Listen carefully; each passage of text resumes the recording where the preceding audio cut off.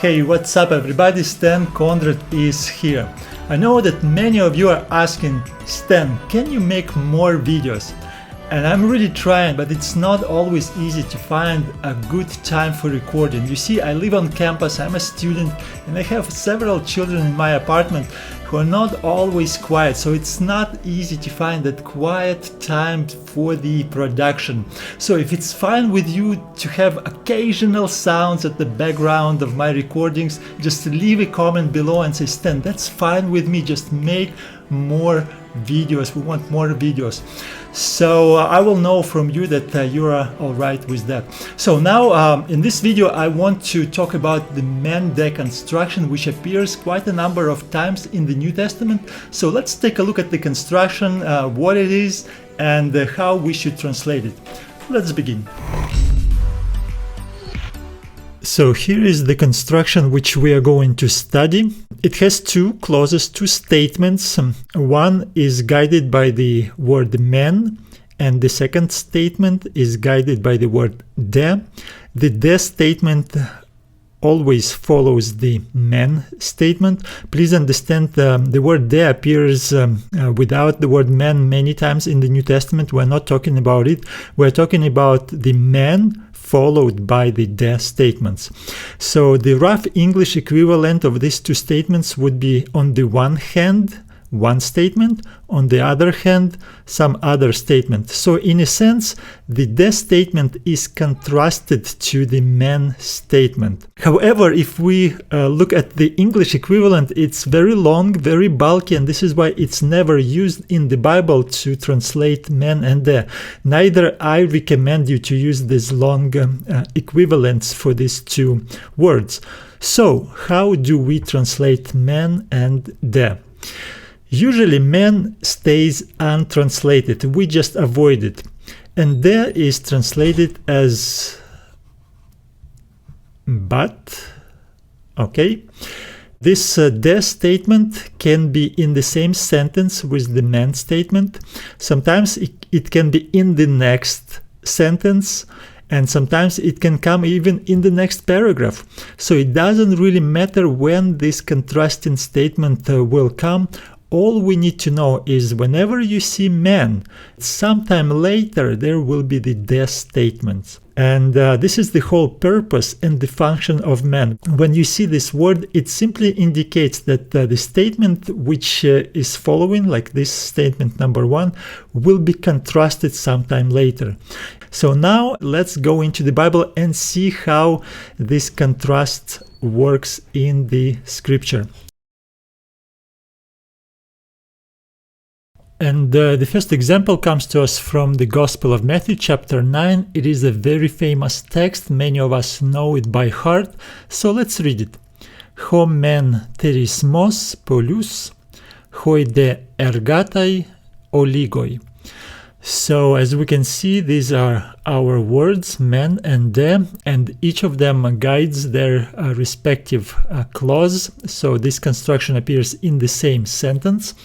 And one thing which we need to note that both of these words, they never stand in the beginning of the clause, they always come in the second position. So here it is a very common practice in Greek to squeeze this word between the definite article and a noun. So as you can see right here, hotherismos, this is the article for this noun, and the same is here the plural article for this noun, and de is squeezed in between as well. So just a small nuance for you to know. So let's take a look at what we have here. So hotherismos is the harvest. So this is the article, the harvest. Polus means much. It means much, many, and this is an adjective, and this adjective is a predicative adjective. It doesn't have an article, and if you don't know what the predicative adjective is, please watch a video. I will leave the link in the description below, or I may just link it right here as well. So, so because it's a predicative adjective, we need to insert the word is, the verb to be in between here. So the harvest is much, or the harvest is great. This is how we learn it in English. So we leave man untranslated. And the following statement, guided by this particle de, will be contrasted to these statements. So hoi ergatai means the workers, so another article, the workers. Aligoi is an adjective, and it's plural. It means few or little, and again it has no definite article, so it's a predicative adjective. We also need to insert the verb to be here. In the context it means are, so but, and we need to translate the as but, right? So but the workers are few. So again, the harvest is much or is great, but the workers are few. And the contrast here is between these two words, right? It means few, little, and this means much. So the harvest is great, but the workers are few. And this is another beautiful example from the Gospel of Matthew, chapter 3. Let's read. Ego men humas baptizo en hudati, the one who comes after me, humas baptisei en pneumati. So right here I added a little bit of English so we don't struggle, don't translate those participles which are coming here. So let's just focus on our grammar. So we have our man clause, we have the de clause. So let's translate. Ego means I, humas means you, and this is the direct object of the verb baptizo, baptize. So I baptize you, en hudati, in water, de, but the one who comes after me, humas, again the same as here, you, baptisei, this is the third person singular, so we have a different ending. This is the first person singular for I, this is for he, or for the one who comes after me. And the one who comes after me will baptize. We have sigma here, so it's a future. Will baptize you in pneumati, in spirit. So again we have two contrasting statements, and the contrast here is expressed in two ways. Number one, there's a contrast between I and the one who comes after me, right? So this is the contrast right here, and also by what means the baptism will take place.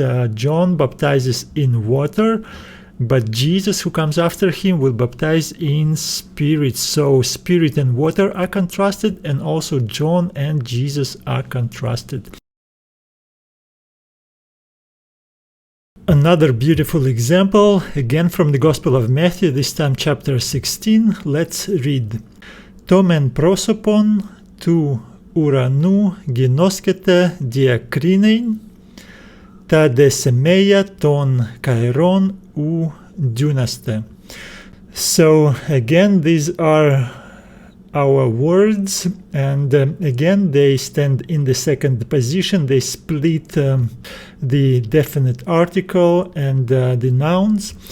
So now let's translate it. To prosopon means the face. So the face, to uranu, of heaven. We can skip this definite article in English, but we can translate of the heaven if we want to. Of heaven. So the face is in the accusative case. So this is our direct object. The face of heaven is one direct object. So here is our verb ginoskete. From ginosko, I know. We have the ending ete, which is the second person plural, meaning you know. So let's just write it down. You know. And this is our subject. We extract the subject from this verb because there's no other subject that we have here. So you know, this is our subject, this is our verb. And this is another verb. It is an infinitive verb, and this infinitive is a complementary infinitive. It completes this verb. So you know, diakrinin, you know how to do something. So it they go together in pairs. So this one completes the main idea of this verb. So diakrinin is the verb which means evaluate, or interpret, and it comes from two words, krino, meaning judge, and the preposition dia, which becomes a prefix, means through. So to judge through, or simply to evaluate, to interpret.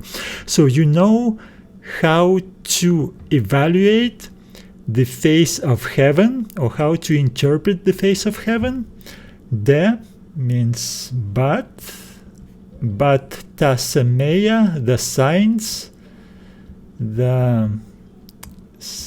this is plural, of time, of the time, of the definite article, of the time, times, actually also plural, right? But the signs of the times, u is a negative particle, which means no or not or don't, so not.